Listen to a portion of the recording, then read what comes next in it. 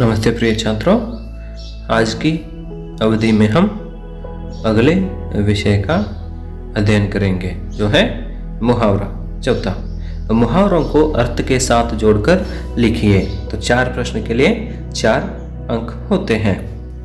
तो चलिए मुहावरा जोड़कर लिखना है। तो पहला, कंचन बरसना, इस मुहावरे का अर्थ है आमदनी बढ़ना। फूले न समाना, इसका अर्थ है अत्यधिक खुश होना। मुंह की खाना, इसका अर्थ है हार जाना। पत पानी बढ़ाना, इसका अर्थ है सम्मान बढ़ाना। बाद में दम न लेना, इसका अर्थ है कठिन परिश्रम करना। कमर सीधी करना, इसका अर्थ है आराम करना। तिनक जाना, इसका अर्थ है क्रोधित होना। नाम जगाना, इसका अर्थ है कीर्ति पाना। बाद में पोल खुलना, इस मुहावरे का अर्थ है रहस्य प्रकट करना। ढाढ़स बांधना, इस मुहावरे का अर्थ है हिम्मत बढ़ाना। मौत के घाट उतारना, इसका अर्थ है मार डालना। आग उगलना, इसका अर्थ है गुस्सा करना। बाद में लू उतारना, इस मुहावरे का अर्थ है अहम उतारना। थू थू करना, इस मुहावरे का अर्थ है बेइज्जत करना। आग बबूला होना, इसका अर्थ है बहुत क्रोधित होना। आंखें फाड़े देखना, इसका अर्थ है चकित होकर देखना।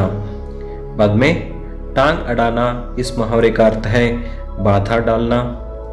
रंग बदलना, इसका अर्थ है स्वभाव बदलना। दिल बैठ जाना, इसका अर्थ है व्याकुल होना। मक्खी मारना, इसका अर्थ है बेकार बैठना। और आगे, गम के आंसू पीना यानी दुख दर्द सहन करना। गले पड़ना, इसका अर्थ है मुसीबत पीछे पड़ना। 9-2-11 होना, इसका अर्थ है भाग जाना। श्री गणेश करना, इस मुहावरे का अर्थ है शुरुआत करना। बाद में अंगूठा दिखाना, इसका अर्थ है साफ इनकार करना। कलई खुलना, इसका अर्थ है भेद खुलना। गले का हार, इसका अर्थ है बहुत प्यारा। घास काटना, इसका अर्थ है व्यर्थ समय गंवाना। बाद में चंपत हो जाना, इस मुहावरे का अर्थ है गायब हो जाना। दुम दबाकर भागना, इसका अर्थ है डर कर भागना। टस से मस न होना, इसका अर्थ है थोड़ा भी विचलित न होना। नाक रगड़ना, इसका अर्थ है मिन्नतें करना। बाद में ढोल पीटना, इसका अर्थ है बात को हर जगह पर बताते फिरना। दूसरा, चल बसना, इसका अर्थ है मर जाना। पेट में चूहे दौड़ना, इसका अर्थ है बहुत जोर से भूख लगना। पगड़ी उछालना, इसका अर्थ है इज्जत उतारना। बाद में लोहा लेना, अर्थ है बदला लेना। हाथ पैर मारना, इसका अर्थ है कोशिश करना। ईद का चांद होना, इसका अर्थ है बहुत कम दिखाई देना। कूच करना, इसका अर्थ है प्रस्थान करना। बाद में अगर मगर करना, इसका अर्थ है टाल मटोल करना। उंगली पर नचाना, इसका अर्थ है इच्छानुसार कार्य करवाना।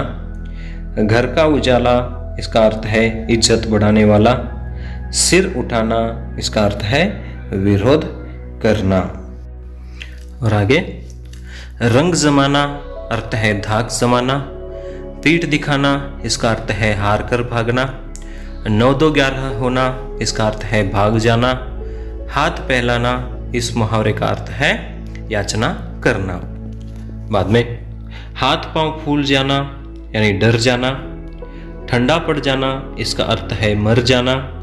छक्के छुड़ाना, इसका अर्थ है बुरी तरह से हराना।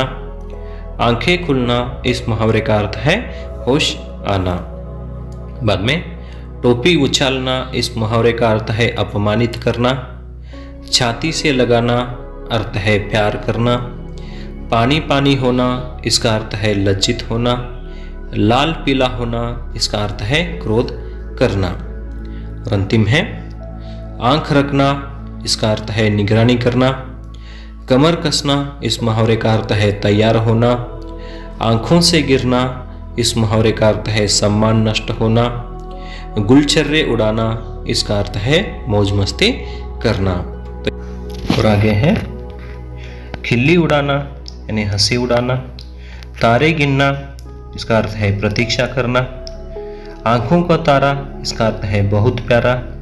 जी चुराना, इसका अर्थ है मेहनत से बचना। बाद में घी के दिए जलाना, इसका अर्थ है खुशियां मनाना। नींव डालना, इसका अर्थ है आरंभ करना। दिन फिरना, इसका अर्थ है भाग्य पलटना। मुंह फेरना, इस मुहावरे का अर्थ है उपेक्षा करना। बाद में हवा से बातें करना, इसका अर्थ है तेज दौड़ना। सिर पर भूत सवार होना, इसका अर्थ है धुन सवार होना। कलेजा फटना, इस मुहावरे का अर्थ है असहनीय दुख होना। मुंह फुलाना, इस मुहावरे का अर्थ है रूठ जाना। बाद में आसमान सिर पर उठाना, इस मुहावरे का अर्थ है बहुत शोर करना। इशारे पर नचाना, इसका अर्थ है वश में करना। गुड़ गोबर होना, इसका अर्थ है काम बिगड़ जाना। दाल न गलना, इसका अर्थ है सफल न होना। तो इस प्रकार यहाँ पर जो मुहावरे दिए गए हैं, इन मुहावरों में से ही कुछ 4 मुहावरे आते हैं, तो उसको आपको लिखना है। तो कृपया इस मुहावरे के ऊपर ध्यान दीजिए। तो चलिए उसके बाद हम आगे अन्य लिंग रूप लिखिए। जो यहाँ पर 3 प्रश्न है, 3 प्रश्न के लिए 3 अंक रहते हैं। तो हम देखते हुए जाएंगे अन्य लिंग कौन से हैं।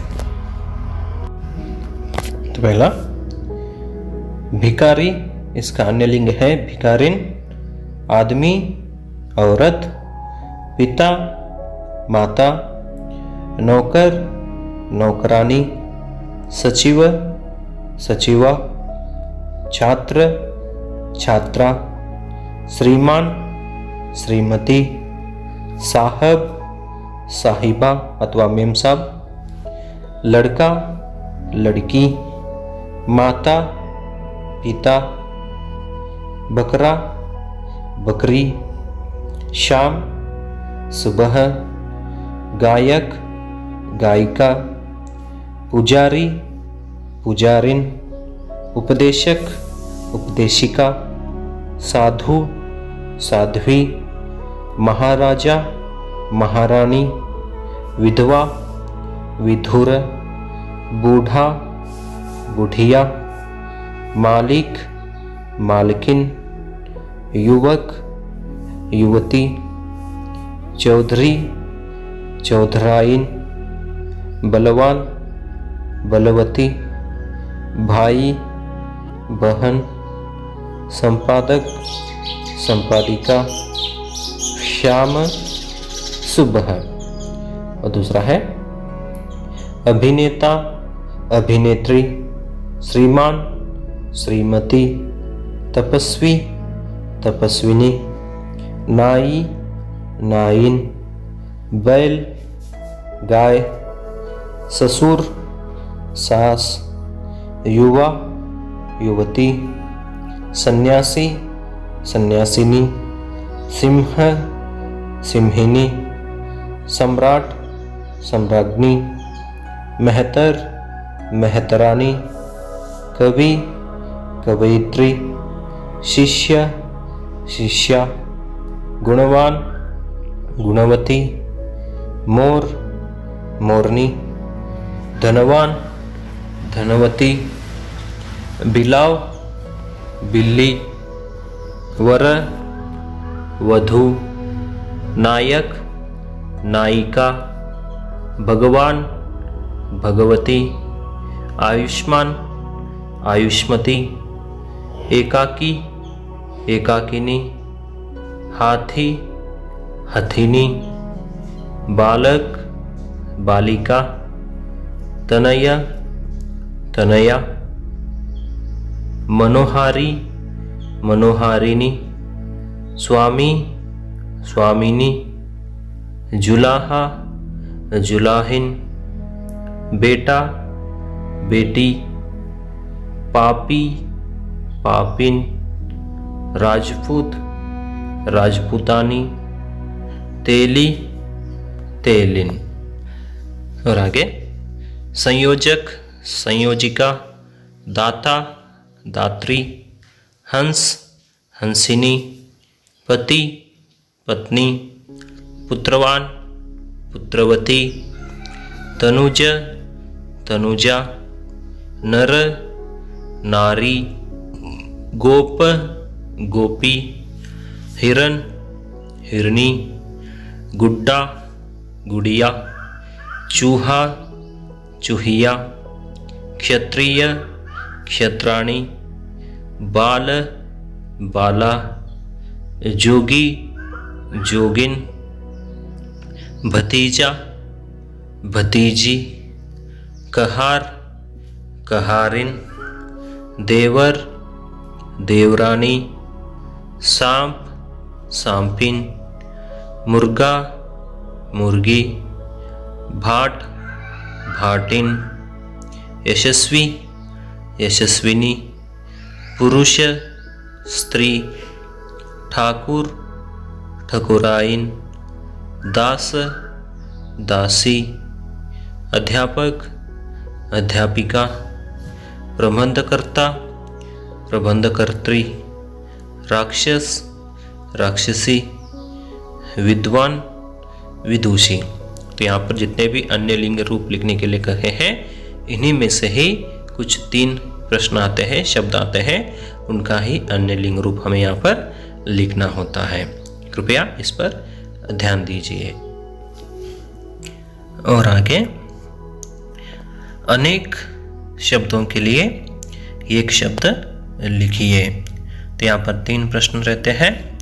3 प्रश्न के लिए यहाँ पर 3 अंक होते हैं। तो यहाँ पर वाक्य कुछ लिखते समय अनेक शब्द के जगह पर सिर्फ एक ही शब्द लिखना होता है। तो इस पर ध्यान दीजिए। और अनेक शब्द के लिए एक शब्द इस प्रकार है, जिसके पास कोई नाथ न हो जिसे हम अनाथ कहते हैं, जिसका कोई शत्रु न हो जिसे अजात शत्रु कहते हैं, जो कुछ न करता हो उसे अकर्मण्य कहते हैं, जिसके समान कोई दूसरा न हो अद्वितीय कहते हैं, जिसका कोई अंत न हो उसे अनंत कहते हैं। और छठा है, जिसकी कल्पना न की जा सके उसे अकल्पनीय कहते हैं। और 7वां है, रात में चलने वाला निशाचर। 8वां है, जिसे करना आवश्यक है उसे अनिवार्य कहते हैं। और 9वां है, दूसरे देश से मंगाया जाना जिसे आयात कहते हैं। और 10वां, साथ चलने वाले अथवा चलने वाली सहचर अथवा सहगामिनी कहते हैं। और 11वां, जिसकी आंखें मछली जैसी हो उसे मीनाक्षी कहते हैं। और 12वां, जो सेना में काम करता हो उसे सैनिक कहते हैं। जिसके पास विशेष ज्ञान हो उसे विशेषज्ञ कहते हैं। और 14वां, जिसके पास बल न हो उसे निर्बल अथवा दुर्बल कहते हैं। और 15वां है, जो प्रिय बोलने वाली स्त्री हो उसे प्रिय वंदा कहते हैं। और 16वां, आंखों के आगे होने वाला प्रत्यक्ष है। और 17वां, जो बात कही न जा सके उसे अकथनीय कहते हैं। और 18वां, जिसका वर्णन न की जा सके उसे अवर्णनीय कहते हैं। 19वां, जो अनुकरण करने योग्य हो उसे अनुकरणीय कहते हैं। और 20वां है, जिसका जन्म न हो सके उसके अजन्मा कहते हैं। 21वां है, जो कानून के विरुद्ध हो उसे गैर कानून कहते हैं। और 22वां, चारों वेदों को जानने वाला चतुर्वेदी है। और 23वां है, जो जाना पहचाना हो उसे परिचित कहते हैं। और 24वां है, जो न करने योग्य हो उसे अकरणीय कहते हैं। 25वां, काम से जी चुराने वाला कामचोर होता है। और 26वां है, उपजाऊ भूमि जिसे उर्वरा कहते हैं। 27वां है, जो किसी का पक्ष न ले उसे निष्पक्ष कहते हैं।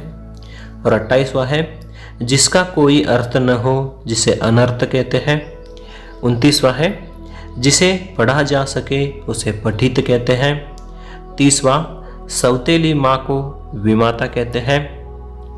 31वां है जिसमें शक्ति न हो अशक्त, कम खाने वाला अल्पाहारी, जिसका मन अन्यत्र हो अन्यमनस्क, जो कम बोलता हो मितभाषी, मांस खाने वाला मांसाहारी, आकाश को छूने वाला गगनचुंबी, जो कुछ न करता है अकर्मण्य, जिसके पास कोई ज्ञान न हो अज्ञानी, जो किसी से डरता न हो निडर, जो कभी न मरता हो अमर, जो ईश्वर पर विश्वास न करता हो उसे नास्तिक कहते हैं। दूर की चीज़ों को देखने वाला दूरदर्शी, जो कम खर्च करता हो मितव्ययी, जहाँ पहुँचा न जा सके उसे दुर्गम अथवा अगम्य कहते हैं। जिसका भाग्य अच्छा न हो दुर्भाग्यशाली अथवा अभागी कहते हैं। अचानक होने वाली घटना आकस्मिक है। जिसकी बहुत अधिक चर्चा हो उसे बहुचर्चित कहते हैं। दर्शन शास्त्र को जानने वाला दार्शनिक है। निरीक्षण करने वाला निरीक्षक, फल खाकर ही रहने वाला फलहारी अथवा शाकाहारी, राजा से विद्रोह करने वाला राजद्रोही, सहन करने की शक्ति रहने वाला सहनशील, साफ साफ कहने वाला स्पष्टवादी, जो लोगों में प्रिय हो लोकप्रिय, दूसरे के काम में हाथ डालना हस्तक्षेप, संकट से ग्रस्त संकटग्रस्त, जो सरलता से प्राप्त हो जिसे सुलभ कहते हैं, जो क्षमा के योग्य न हो उसे हम अक्षम्य कहते हैं। आगे, जिसे जीता न जा सके अजेय कहते हैं। हित चाहने वाला हितैषी, जो साथ पढ़ता हो सहपाठी, सदा सत्य बोलने वाला सत्यवान, अच्छे चरित्र वाला सुचरित्र, जिसमें दया न हो निर्दयी, जो धर्म का काम करे धार्मिक, बच्चों के लिए उपयोगी बालोपयोगी, जिसका रूप अच्छा न हो कुरूप, उपकार को मानने वाला कृतघ्न, रोगी का इलाज करने वाला वैद्य, नीति जानने वाला नीतिज्ञ, आंखों के सामने होने वाला सादृश्य अथवा प्रत्यक्ष, नीचे लिखा हुआ निम्नलिखित, जानने की इच्छा रखने वाला जिज्ञासु, दूसरे के सहारे पर रहने वाला परावलंबी अथवा आश्रित, जो अभी अभी पैदा हुआ हो नवजात, जहाँ कोई न रहता हो उसे निर्जन कहते हैं। बाद में, जो छिपाने योग्य हो गोपनीय, जो परिचित न हो अपरिचित, जो दिखाई न दे अदृश्य, आलोचना करने वाला आलोचक, जिसकी तुलना न की जा सके अतुलनीय, रास्ता दिखाने वाला मार्गदर्शक, आकाश में विचरने वाला नभचर, बुरे आचरण वाला दुराचारी, जिसका विश्वास न की जा सके अविश्वसनीय, कम जानने वाला अल्पज्ञ, जिसका आदि न हो अनादि, बिना सोचे समझे किया गया विश्वास अंधविश्वास, ईश्वर में विश्वास रखने वाला आस्तिक, जो शरण में आया हो जिसे शरणागत कहते हैं अथवा शरणार्थी कहते हैं। 33वां, दूसरों का भला करने वाला उपकारी, सदा रहने वाला सदैव, जो दूसरों से ईर्ष्या रखता हो ईर्ष्यालु, कम खाने वाला अल्पाहारी, प्रतिदिन होने वाला दैनिक, जो जन्म से अंधा हो जिसे जन्मांध कहते हैं। संध्या और रात्रि के बीच का समय गोधूली, जो देखने योग्य हो दर्शनीय, आज्ञा पालन करने वाला आज्ञाकारी, जिसकी कोई उपमा न हो अनुपम, जो सबसे आगे रहता हो अग्रणी अथवा अग्रसर कहते हैं। अवसर के अनुसार बदल जाने वाला अवसरवादी, बुरे चरित्र वाला कुचरित्र, प्रशंसा करने योग्य प्रशंसनीय, जो क्षमा करने योग्य हो क्षम्य, जहाँ पहुँचना कठिन हो दुर्गम, हिंसा करने वाला हिंसक, हाथ से लिखा हुआ हस्तलिखित, छोटा भाई अनुज, घूमने फिरने वाला घुमक्कड़, छात्रों के रहने का स्थान छात्रावास है, जो दान करता हो दानी है, जिसमें दया हो उसे दयावान कहते हैं, जो पुत्र गोद लिया हो दत्तक पुत्र, जिसका कोई आधार न हो निराधार, जल में रहने वाला जलचर। इस प्रकार यहाँ पर जितने भी अनेक शब्दों के लिए एक शब्द दिए गए हैं, इनमें से ही कुछ 3 शब्द आते हैं, उनका अर्थ आपको लिखना होता है। उसके बाद जो यहाँ पर 7वां प्रश्न है, उपसर्ग जोड़कर नए शब्दों का निर्माण कीजिए। तो यहाँ पर 2 शब्द दिए रहते हैं, उन 2 शब्दों के साथ उपसर्ग जोड़कर लिखना होता है। तो यहाँ पर शब्द देते हैं, उस शब्द के साथ आप उपसर्ग जोड़कर लिखिए। तो पिछली क्लास में हमने बताया है कि किस प्रकार से उपसर्ग जोड़कर लिख सकते हैं। तो यहाँ पर शब्द दिया गया है, उस शब्द के साथ उपसर्ग जोड़कर हमें लिखना है। यहाँ पर 2 अंक मिल सकते हैं।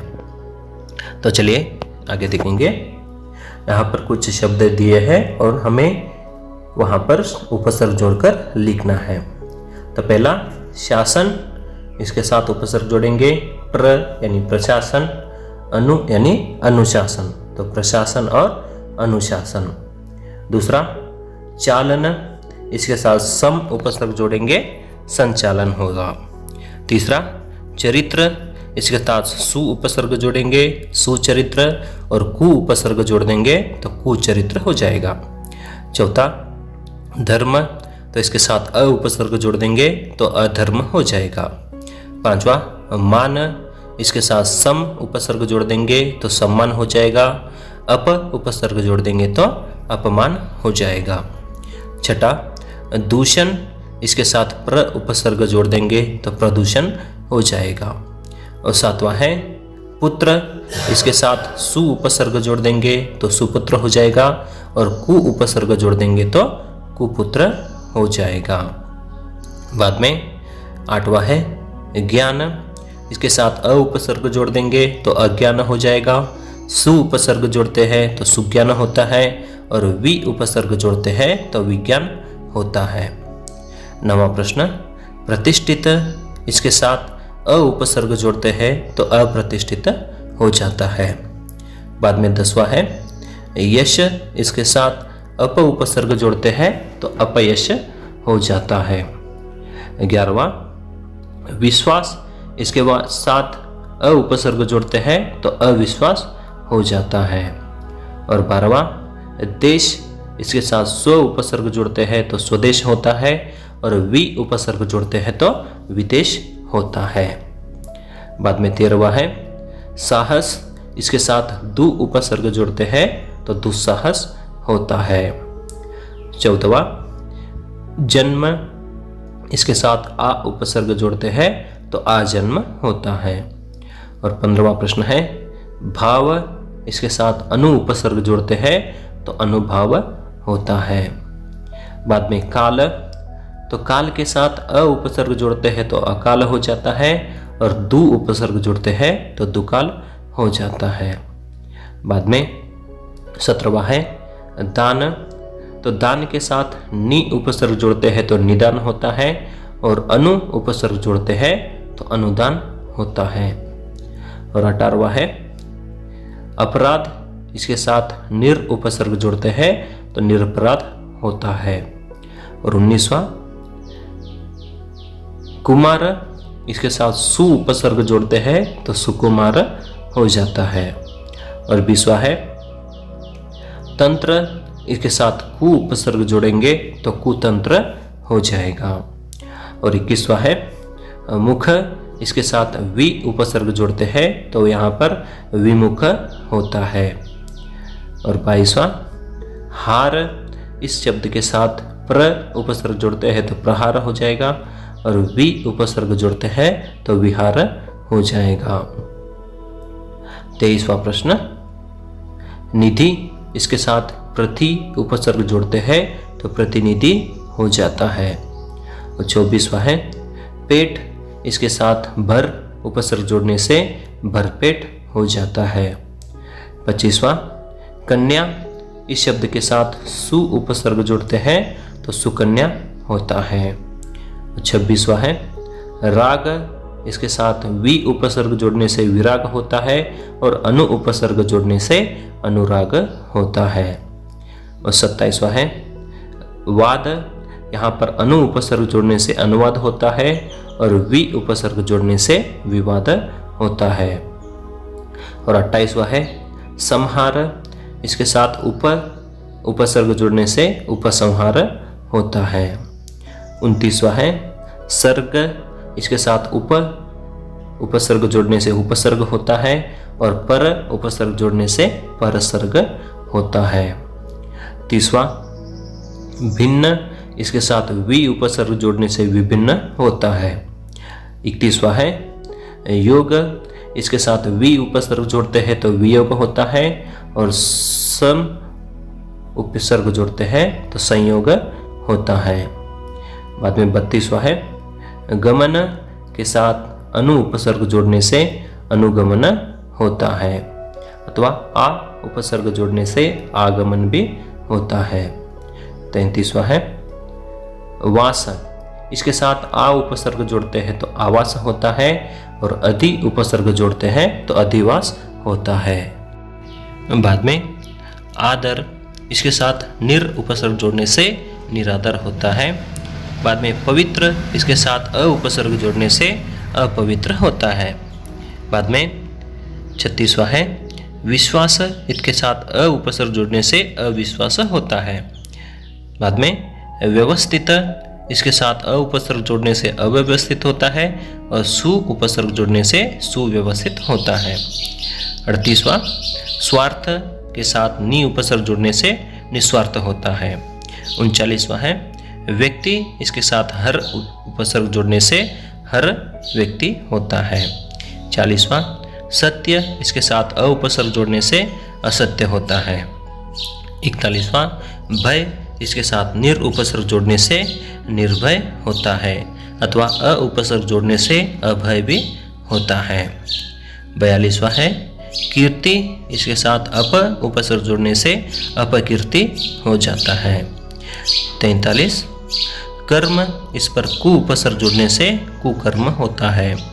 बाद में हद इसके साथ बे उपसर्ग जोड़ने से बेहद हो जाता है। और 45वां है, क्रिया इसके साथ प्र उपसर्ग जोड़ने से प्रक्रिया होता है।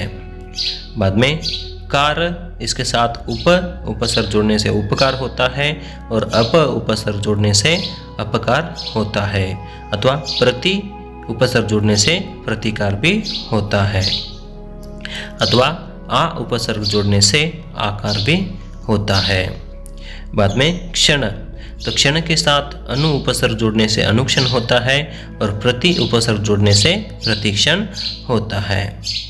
बाद में उत्तम, तो उत्तम के साथ अति उपसर्ग जोड़ने से अति उत्तम होता है। बाद में नयन इसके साथ उपसर्ग जोड़ने से उपनयन होता है।